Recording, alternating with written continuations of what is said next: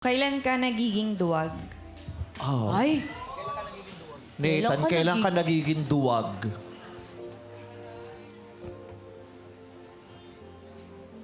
Para sa akin po, rare ako maging duwag. Kasi kung talagang mahal mo isang tao, magiging matapang ka at ipaglalaban mo yung pagmamahal na yun.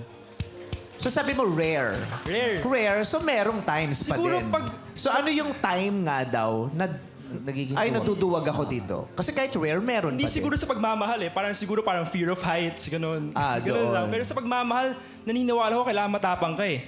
Kasi kung naduwag ka sa pagmamahal, hindi mo pa paglalaban yun. Tapos hindi kayo tatagal. Halimbawa, mami mo hindi boto kay Julia. Anong gagawin mo? Actually, yung mom ko po sobrang siyang open-minded. So, tingin ko naman yung pagmamahal ng isang May magulang... networking ba kayo? Wala po. Pero Yung kasi- nanay niya ay nagpasimula ng para isang sa akin malawakang kasi- pyramiding. Ngayon nga lang lumabas sa TV daw yun. Okay. Para sa akin kasi yung pagmamahal ng isang magulang, isa sa mga greatest loves ng buong mundo. So, tingin ko naman na pag nakita ng mom ko na nagmamahalan kami ng tunay, ma-adjust din niya yung sarili niya doon.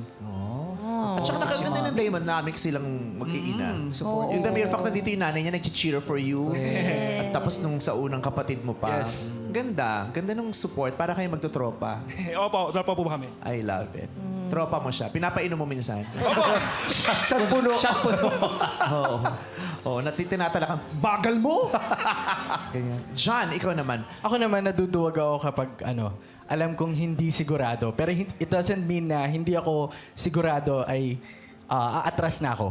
Kasi yung duwag nandyan yan eh.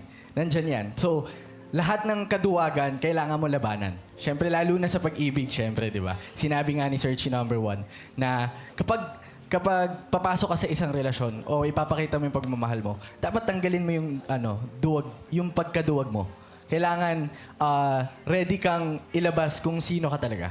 So, naduduwag siya sa mga bagay na hindi siya sigurado. Sedi, saan ka daw naduduwag?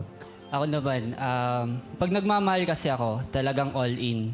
Parang wala talaga akong kinakatakutan. Hinaharap ko talaga siya ng buong puso. Pero naduduwag lang ako kapag ka naubos na ako. Kapag ka may trauma na sa akin na parang, ay, nangyari na to dati. Tutuloy ko pa ba to? Doon ako naduduwag kapag ka may trauma na sa isip ko. Pag nakikita, pag nagpa-flashback sa kanya yung mga pangit na karanasan, yung trauma, ayun, may ganun ng effect sa kanya, natatakot siya, naduduwag siya. Julia, sino ang bibigyan mo ng pangalawang green flag? Si Searchy number 1 din. Si Nathan! Si Dito agad. Paano yung reaction, Nathan? Wow! Nakadalawa agad na green flag si Nathan, so siya na ang makakadate ni Julia! Congratulations, Nathan! Mami, please prepare for the next episode. Yupo na kita. Bukas na bukas na.